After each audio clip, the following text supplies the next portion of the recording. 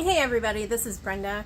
I'm going to do a little video and interview with Jeffrey Miller today of EnergyBatLabs.com, and we're going to go through and get a tour of his lab. Here we go. Hello, my name is Jeffrey Miller. I've been experimenting since I was about 5 years old. This is my helper right here.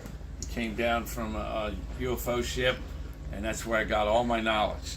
So, that being said, I'd like to give you a tour of the whole lab. I've been developing it since I was about 5 years old. I started at the Franklin Institute in Philadelphia, read millions of books, and here I am later, 65, sitting here with all this knowledge, and we're slowly maybe getting evicted from the lab.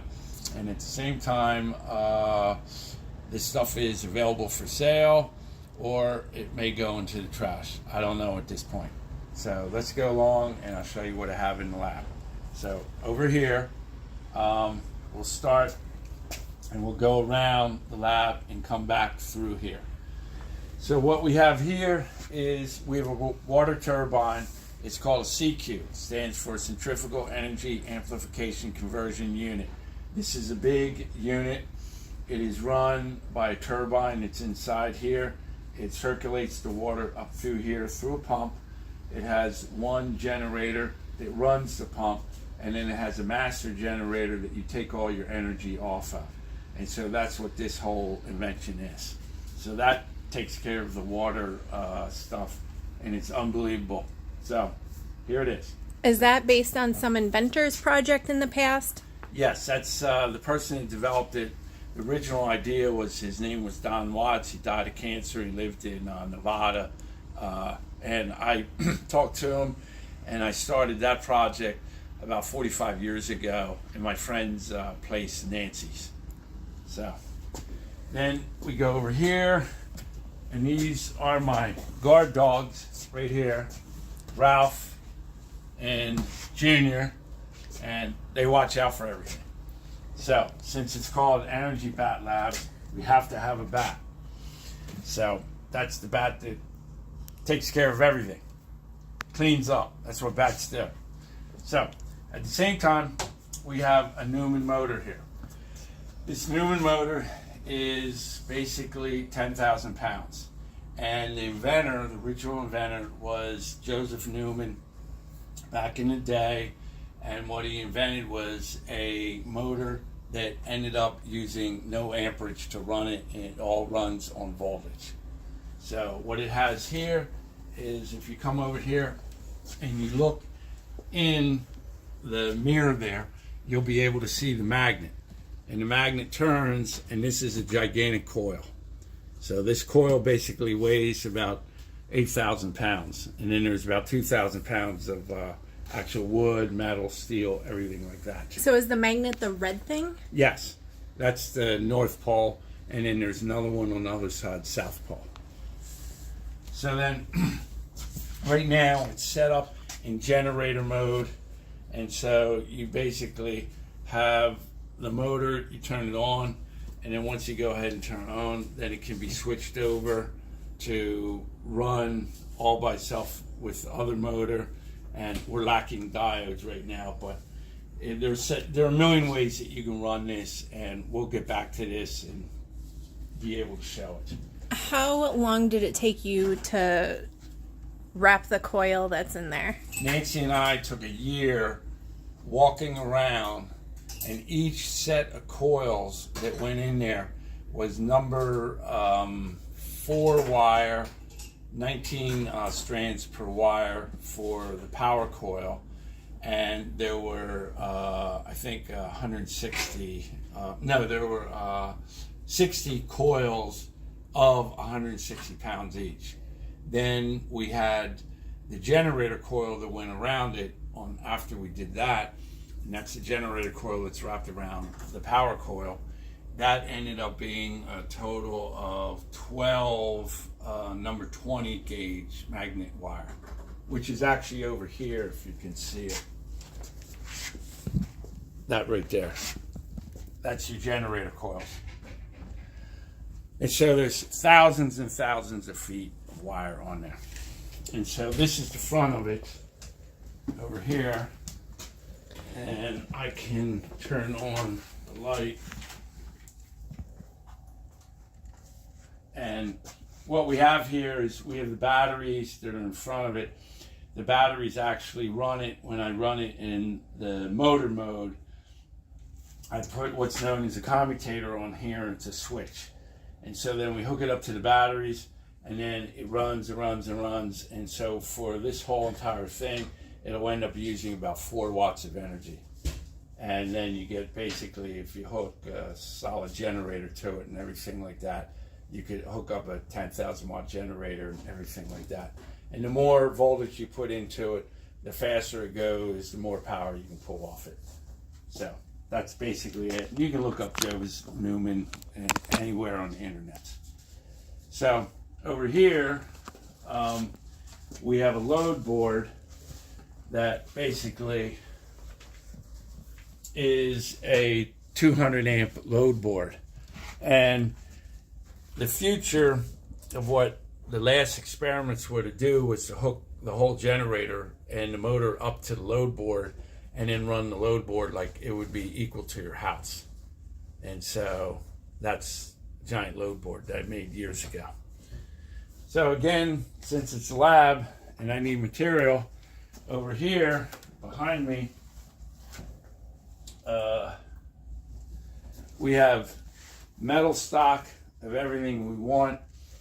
In the room over here, there's all kinds of electrical equipment and batteries.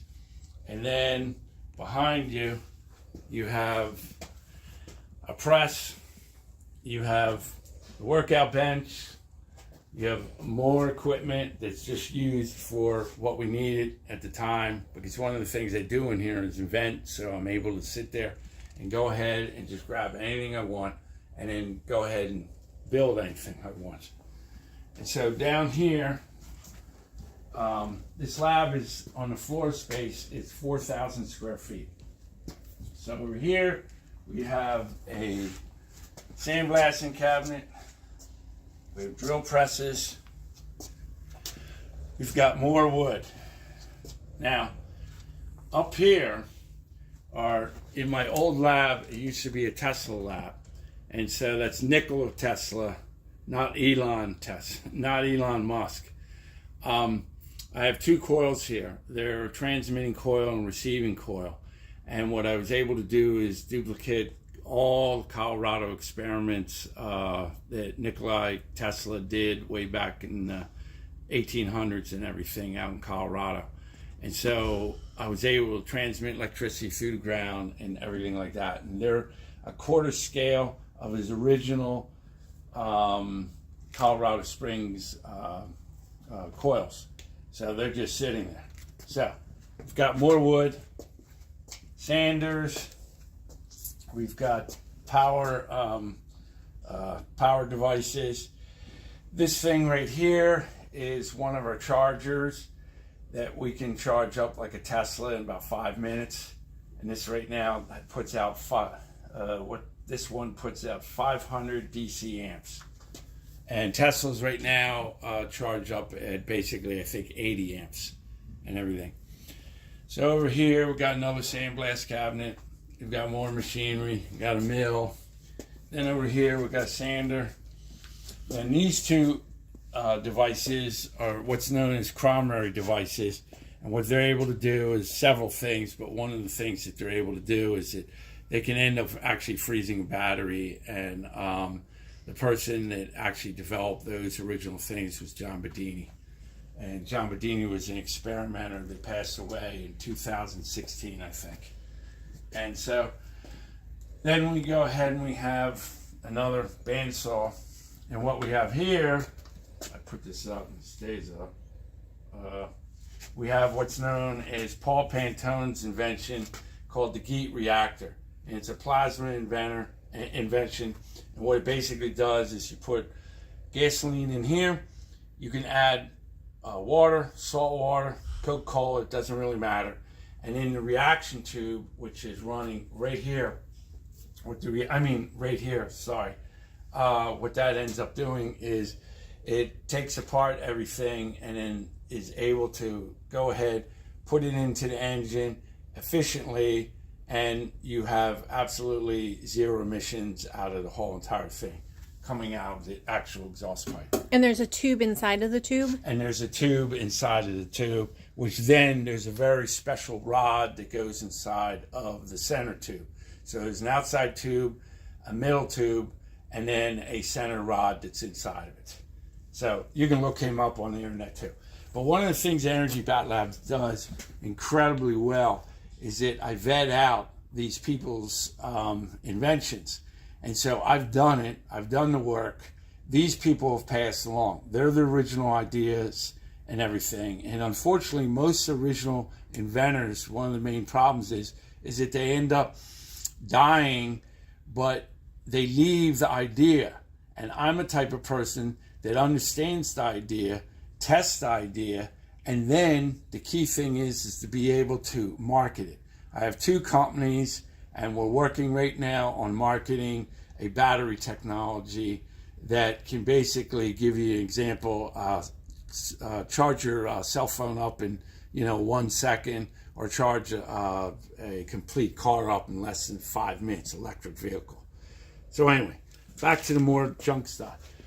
So we've got like 20,000 pounds of iron here, got more tools, drill press, band saws, we've got welders, we've got more band saws, we've got plasma cutters, we've got a electric furnace.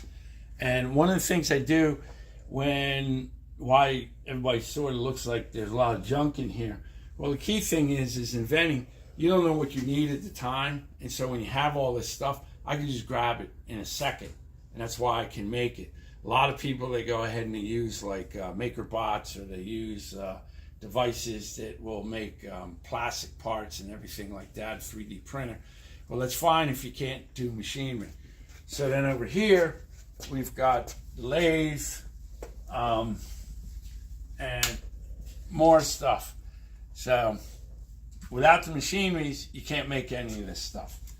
So then back here, we saw the GEAT reactor up here. One of the experiments that we're running is that we have a regular gasoline motor here. And so if we put in 3 ounces of gasoline and it runs for 15 minutes, let's say, and then we put 3 ounces of gasoline in the GEAT reactor, and then it runs for 45 or an hour, time, then you see advantages just with the gasoline alone. That doesn't include if you add water or any additives to it. So then we keep on going. Oh yeah, let's go this way. We keep going down here, and we have more stuff and everything. And we have generators. We've got, again, another CQ motor that was developed way back about 40 years ago, and everything is a test bed to see if it works. Then we've got just more stuff. Then I have an extensive library that I've been developing and I've had for the last probably 50 years. Tons and tons of books, simply right there. We have a pump, we have a generator, we got light bulbs, then we have sound equipment here.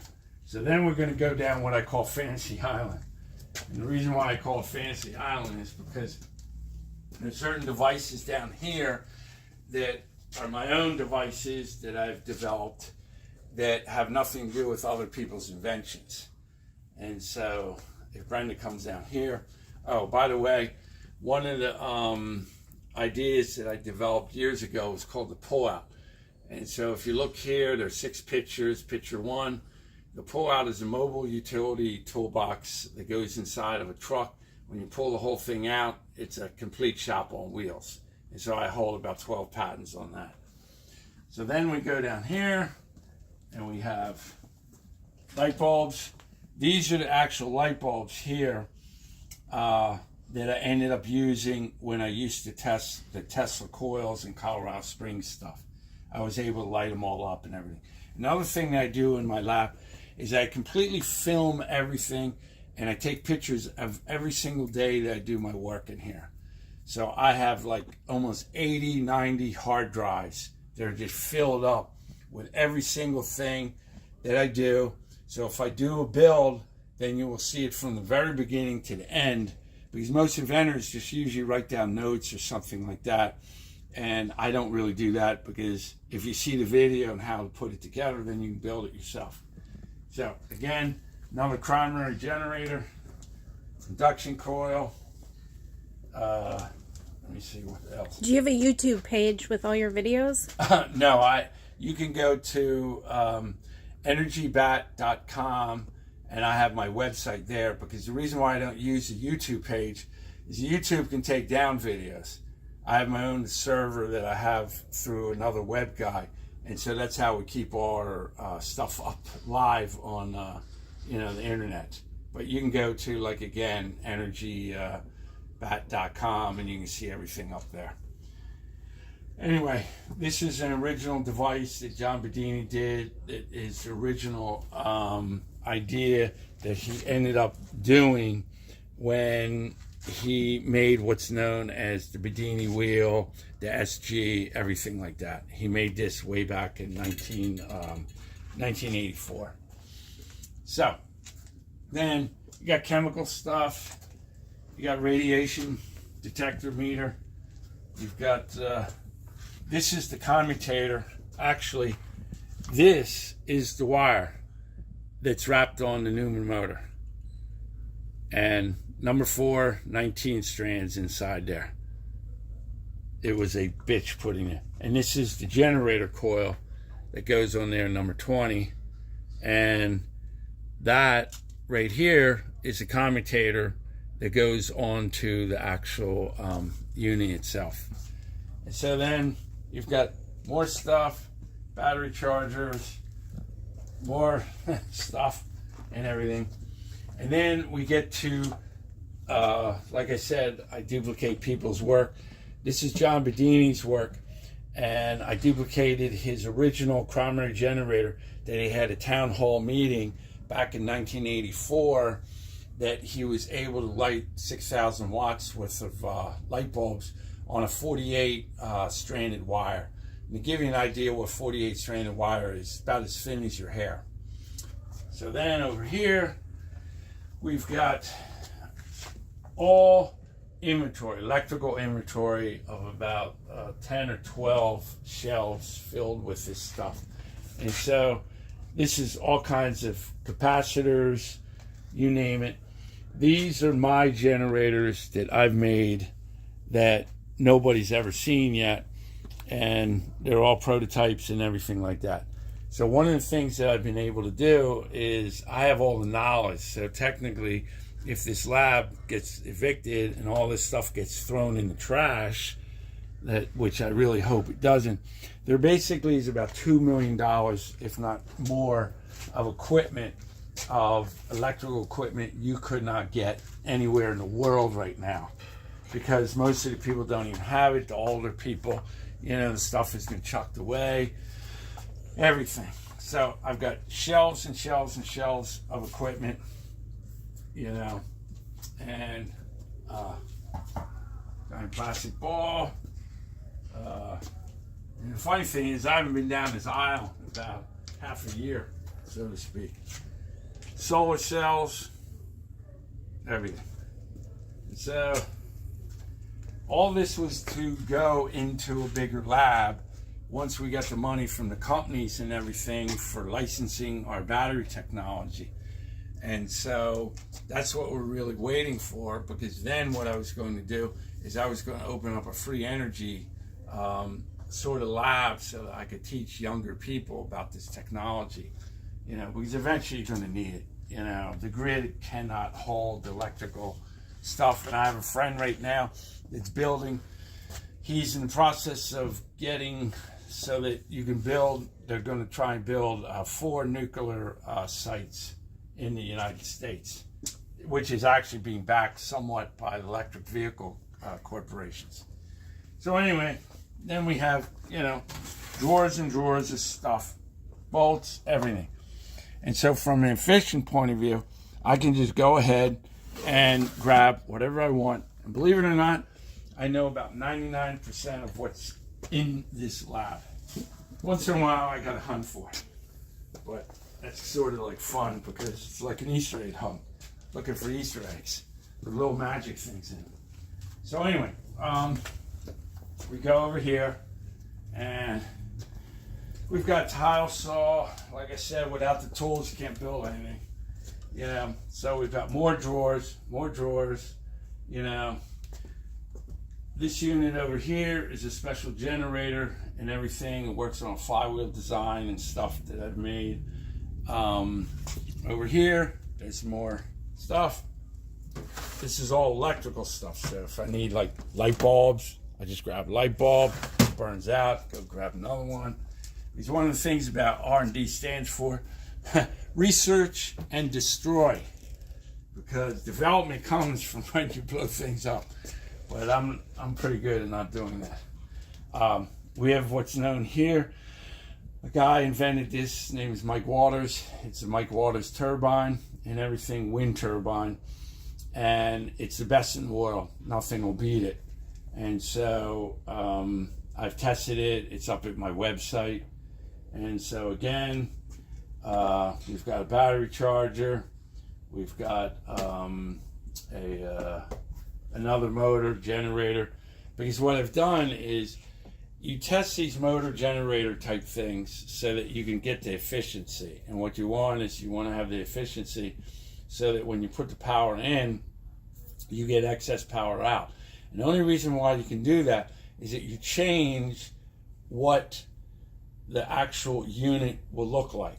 You're not changing any physical laws. You're just adapting how to put certain parts together to yield different results. So when I explain that to people, and people say, well, that can't be done.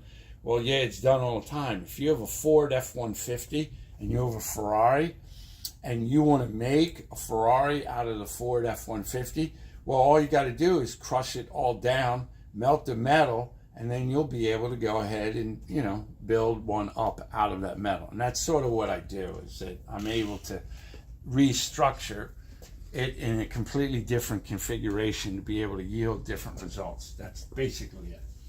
So anyway, so then what we'll do is we'll go back here, we'll turn on the light.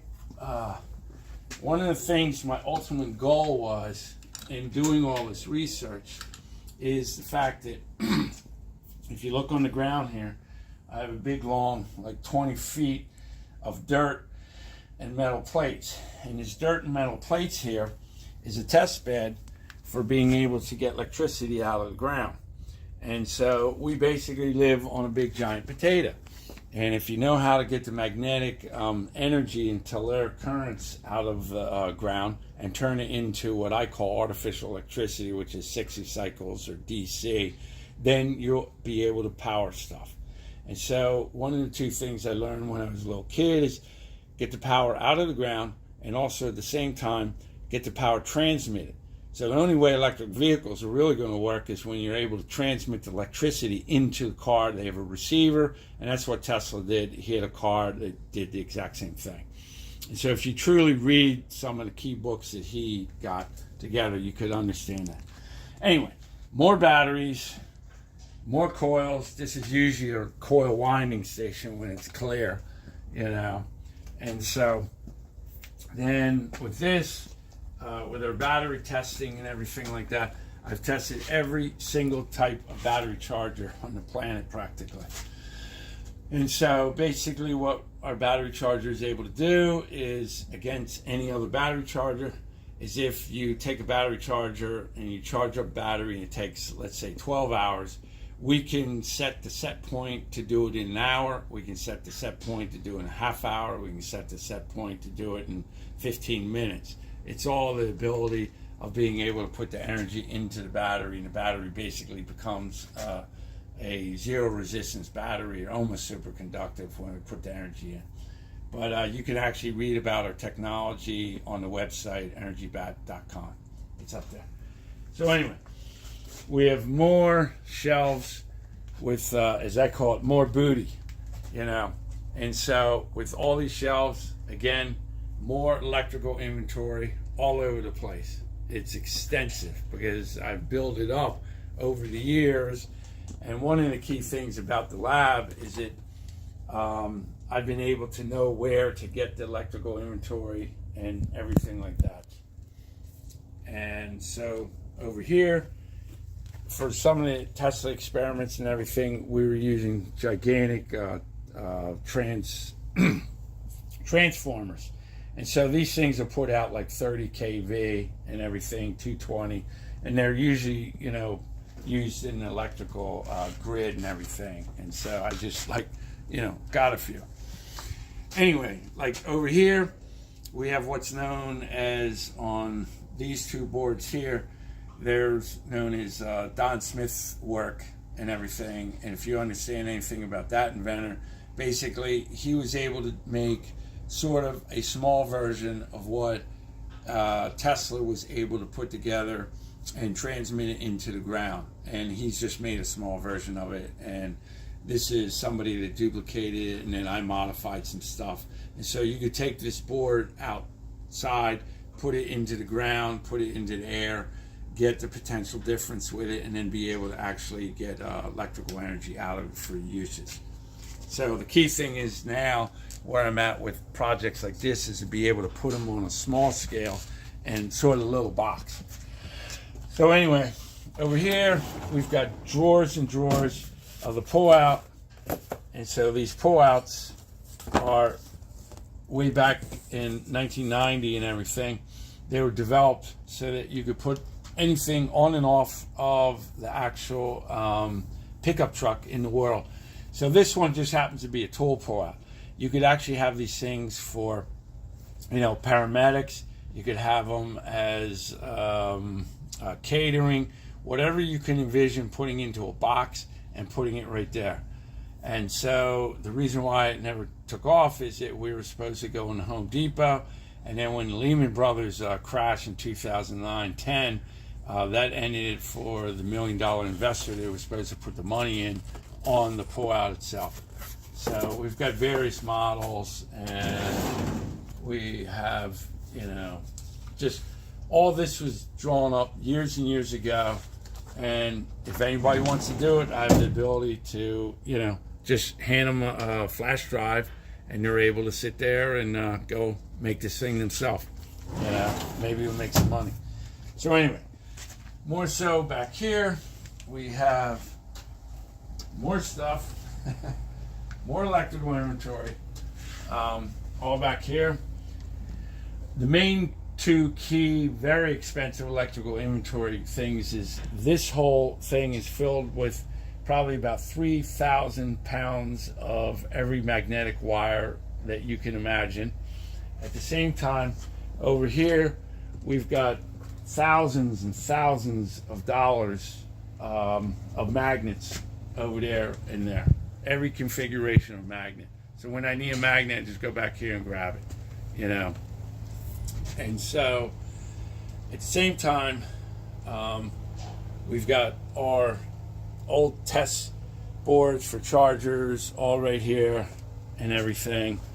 And at the same time over here, we've got tons and tons of wires and cables.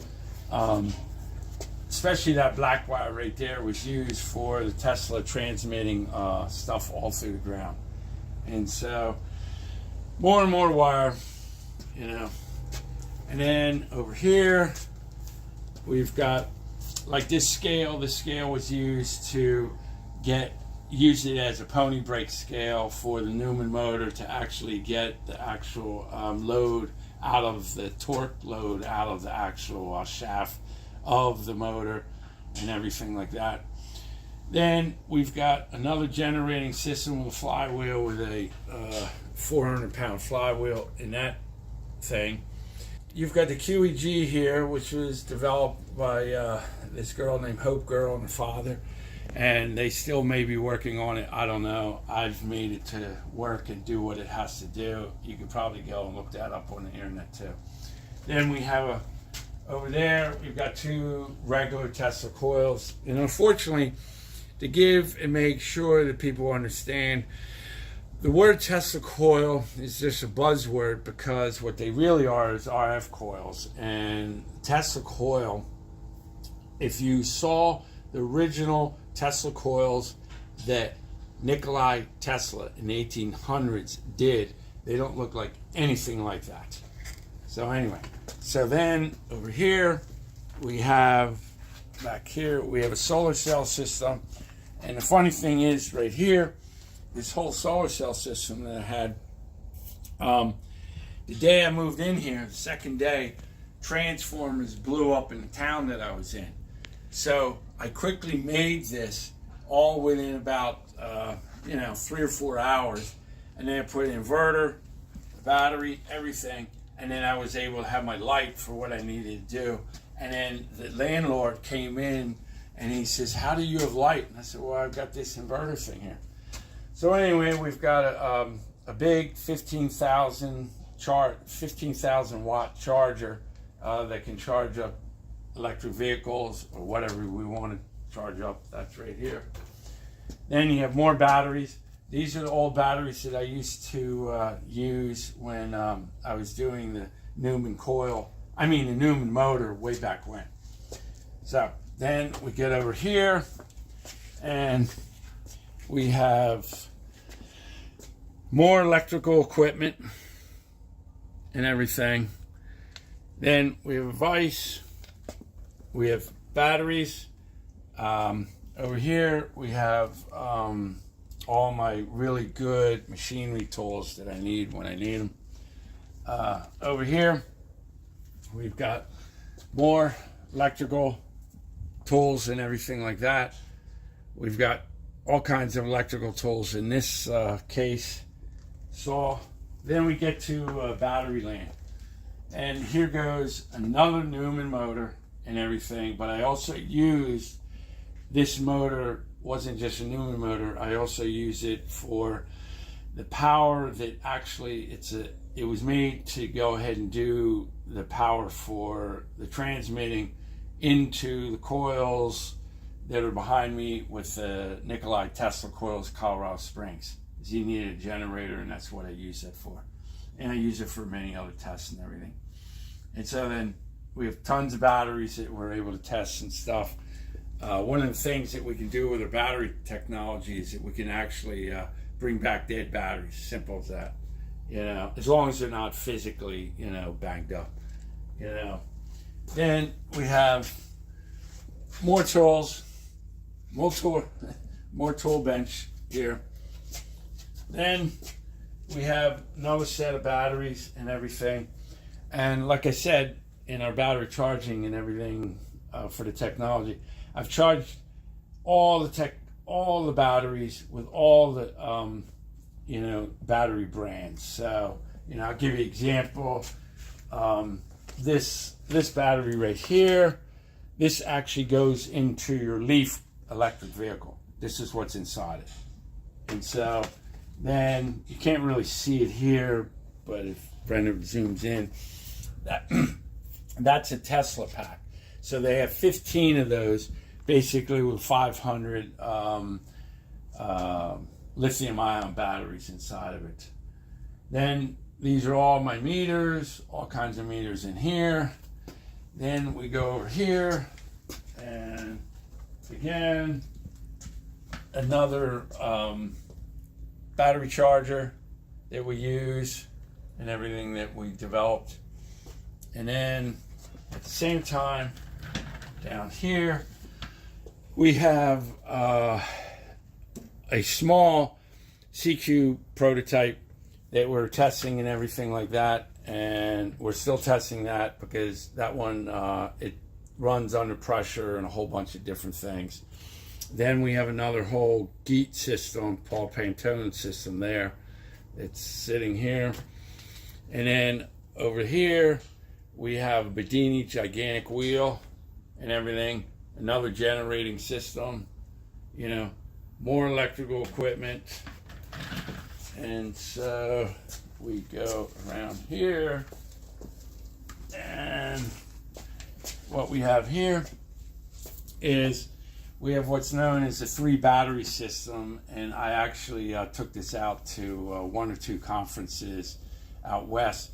And what the 3 battery system does is when the batteries are in here, this was the first test bed. What it does is you have battery A, battery B, battery bank C, and then they rotate. And as long as you don't exceed the energy of either one of the battery sets, then it'll pretty much run pretty much indefinitely. And the reason why I developed it was I developed it so that you wouldn't have to use solar, because solar takes up a huge amount of real estate. So anyway, here's a bigger set of it right here, and that basically does the exact same thing. It's just a bigger, set. So then we have over here, we have our battery testing bed for small batteries, goes through a computer, goes through a battery analyzer, everything like that, and then we're able to get all the data off of that whole entire battery for whatever we need it for. So then after that, we've got more batteries, big gigantic roll-surette batteries, which then we can load down hugely and test more batteries. So we've been testing batteries forever. So over here in the back shelves and stuff like that, got another Siku turbine test bed, got more battery chargers, we've got another generator right there. Then over here, this was electrostatic experiments that I was doing with Wimhurst machines. We have another Bedini wheel over here. Then we come to right here. We've got more batteries to test. And these batteries are actually pretty cool because you can drill a hole through them. They got a million cycle life to it. They won't explode, but they're very expensive and they're cutting edge.